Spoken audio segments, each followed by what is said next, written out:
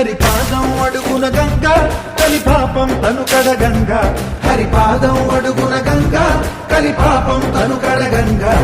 వ్యాసం ఇతిహాసం ఆ వ్యాసుడు ప్రవచించంగా